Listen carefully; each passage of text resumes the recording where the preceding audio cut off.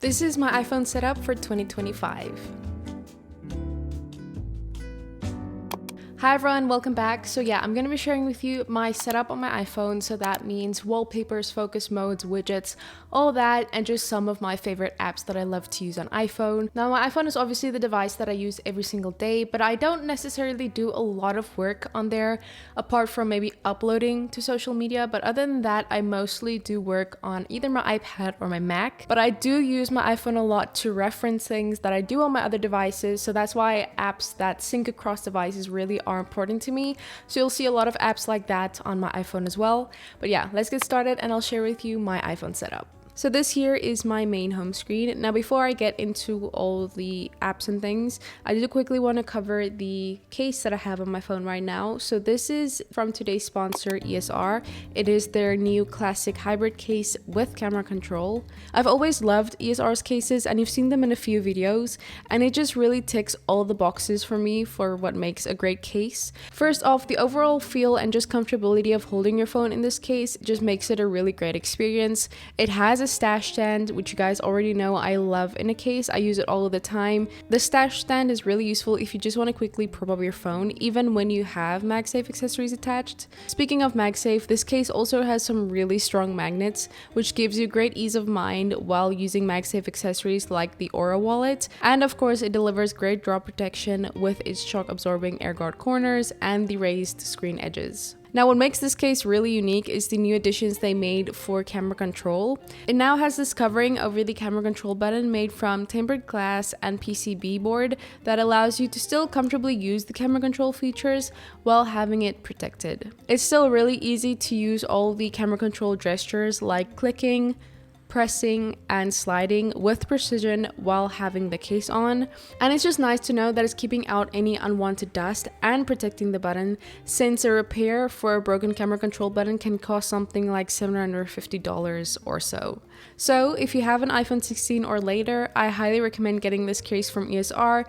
I will have all the links in the description for you guys to go check out. So thank you again so much to ESR for sponsoring this portion of today's video. Now let's actually get to everything that's going on here on my iPhone. So I'm going to start off with this first widget here at the top, which is my clock widget. I always get a lot of questions about this one. So this is from an app called iScreen. So I'm just going to go in here to show you. It mimics the look of the standby mode clock that you get on iOS 17. That feature was released, I believe. So you can see there are 3 different styles of that, but this is the one that I would like, the one with the bubbly letters. And you can customize the color of the time as well as the background, and you can also set up transparent backgrounds in this app so that it matches your wallpaper, so you can do that, but I just prefer all my widgets to have the white background. But yeah, this app has a lot of great widgets, so if you're looking for a widget app, I do recommend iScreen. Then the next widget I have here is also from iScreen, but it's just a photo widget and I just added in my own little photo. So this is supposed to mimic the look of a reminders widget, but I just added in my own little decorative reminders in my own fonts and everything, just to have there as kind of like a reminders widget. You can also get this yourself, just a blank version of this. I will have it linked in the description box below, and then you can just, in whatever editing app of choice that you have, you can add in your own little reminder. So just add some text to it, and then you can have that on your phone as well as a decorative reminders widget. Now obviously you can do this in the reminders app as well. I just liked having my own fonts and everything, and I do have a reminders app in this stack here. So this is my reminders app, and here I actually have my to-do list that I have in reminders. So now if I want to actually keep track of my reminders and maybe just like tick something off of my to-do list, I can do that. Or if I've completed all my to-dos or I just don't want to be looking at them, I can have my decorative pretty reminders widget. So yeah, that is just my widget stack. This here is also a widget stack. So I have here again a photo widget from iScreen with the calendar of the month. So I just swap this out every single month. This will also be available with this widget in that pack of widgets that will be linked in the description box below.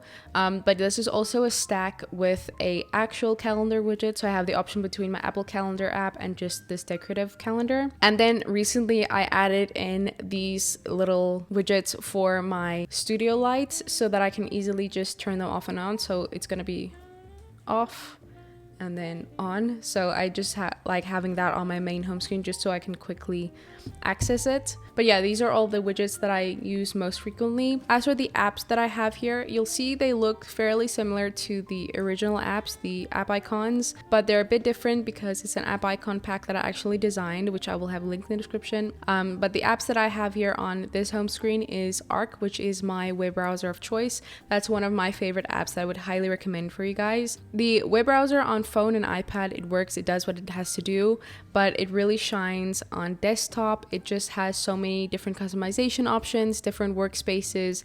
I just really like how it looks, and also it is compatible with Chrome extensions as well. So yeah, I absolutely love Arc browser.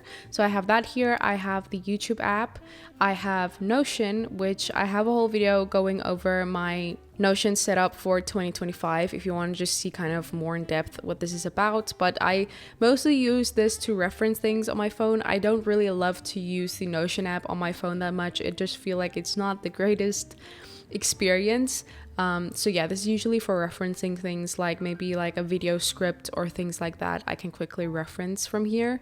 And then I have my Bible app here as well. This is the YouVersion Bible app, which I just really like. So I have this here as well. As for the apps that I have here in my dock, I have WhatsApp, Messages, Photos, and the Camera app. Also for the display settings on my phone here, I did customize it to be the large icons, which means there aren't any text beneath the apps or the widgets. So this is what the smaller widgets will look like, and large. I just prefer not having that text there.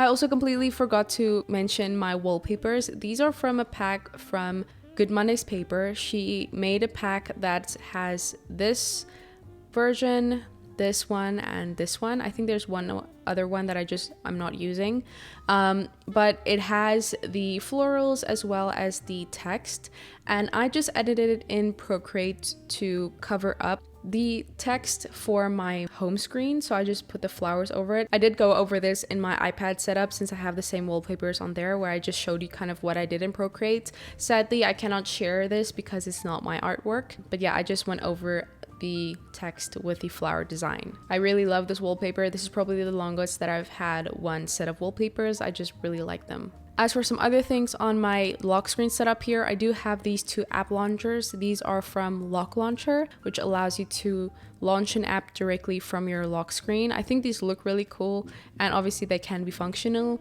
And as for my shortcuts that I have here at the bottom, the one is still as default as the flashlight, and then the other one I just set to WhatsApp.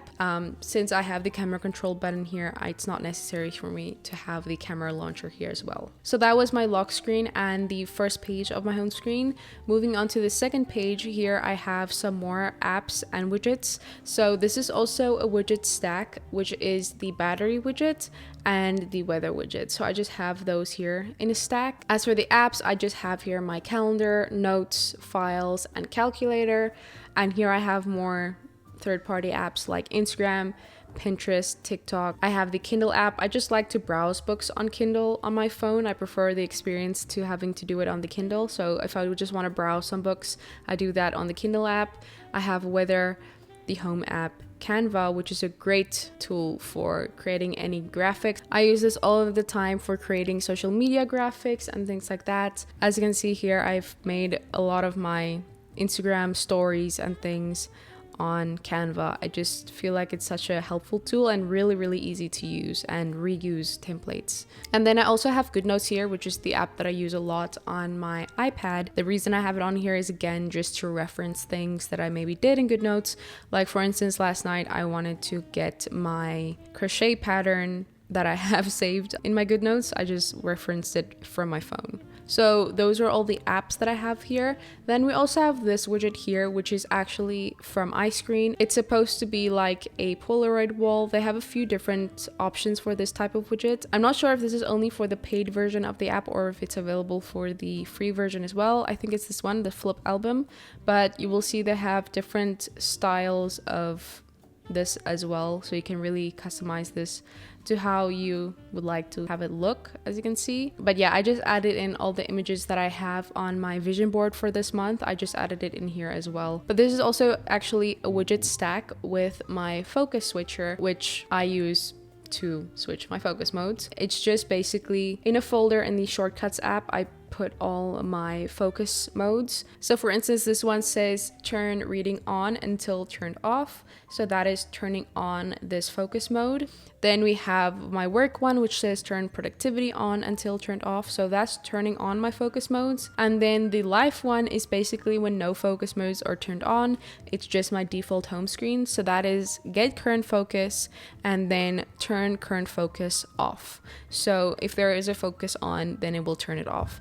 So that is how I set up my focus switcher, and then I just added this folder from the Shortcuts app to a widget on my phone. So that's just a short and sweet version of this, but if you want a more in-depth version, let me know. But for this, you will see I made all the wallpapers and widgets and the layouts pretty similar to each other, just so it feels kind of like a seamless experience moving through the focus switcher. So for the reading focus, here I have some widgets and apps that correlate with reading. So first off, I have my Fable app here. I'm not really good at keeping track with this, but I want to be better. But yeah, so I have my Fable app here where you can, basically it's like Goodreads, where you can review your books and track books, and you can even do like reading streaks and things like that. You can see other people's reviews of books. I just really love the overall user interface of Fable more than Goodreads. But yeah, so it just has the cute way of displaying all your stats for all your reading and books and things. So I have that, and this is also in a stack with just like the clock app widget. Then I just have the Kindle widget here, which shows my current read in the Kindle app. This is actually not my current read, but yeah, you get the gist. Then for my focus switcher, it's actually in a stack with my Pinterest widget. So if I just want to have pretty images instead of my focus switcher, I can just swipe that. As for the apps that I have here, I do have the YouVersion Bible app. I have Goodreads, which while Goodreads seriously does need an update, it's still one of the best and most used reading review apps. So obviously I would like to see people's reviews of books on there as well. Then we have a Libby, which is a great app if you want to borrow books from your library. So it's basically borrowing ebooks from your library. You just need a library card to sign up. So then you can link your library card to Libby and then get access to ebooks on there. So it doesn't cost you anything. You just need a library card, and I absolutely love this. Even if you think there's no way your library has this, I recommend checking it out, because I live in South Africa and I really did not think our libraries would work with Libby, but it did. So I highly recommend seeing if this works for you. It's a great app. And then lastly, I have a shortcut here to my reading journal in GoodNotes. So I can just open this up, and here is my reading journal. So I have that here as well. As for my wallpaper, as you can see, it's similar to the one that we have here. It's just the blue version. The lock screen also has the lettering and things with the flowers. So yeah, I really like that. Now moving on to my work focus, it's just the green version of that wallpaper for the home screen and the lock screen as well. For the widgets that I have here, the time widget is from an app called Clockphone. Now, I like the widget's look, obviously, but I also use this app a lot. You'll see it a lot in videos. It's just a nice thing to have on your phone. Just put your phone up, prop your phone up somewhere, and just have this. I think it looks really aesthetic, minimal. Also, it has the option to set timers. So if you want to do like a Pomodoro timer thing, you can use Clockphone for that, or it can just be a nice looking clock on your phone. So I just have that here. I use that a lot when I'm working at my desk and I just want to prop my phone up. Either that or I use standby mode. Then for the stack here, we have my focus switcher again, and then we have the structured app. Now I don't use this all the time, but it's a great productivity app if you want to time block your day. This is what a day planned out in the structured app looks like. So you just add in your tasks, you add in a color to correlate with that task, as well as a little icon. The widgets on this app looks really great, and I just find it's a really great time blocking app. And then we have here for apps again. So we have again our browser, we have GoodNotes, we have Spark Mail, which is my email app of choice. It's just nice and reliable, so I really like it. And then we have the YouTube Studio app, so I can keep track of YouTube analytics, reply to comments, all that. And then here we actually have a blank widget. So this is from MD Blank. It's an app that allows you to create transparent widgets. So you just set this up by holding down on your phone and taking a screenshot of this blank home screen, and then you just upload that into the MD Blank app right here, and then you can use that as a transparent widget. But I have this in a stack with my YouTube Studio lights, so that I can quickly toggle that on and off if I want to, or I can just have that hidden away. And then moving back to my home screen, all my focus modes are now turned off. So that's basically everything that's on my iPhone. I hope you guys enjoyed, maybe got some app recommendations or just setup recommendations. I really appreciate you guys, and I'll see you in my next video. Bye!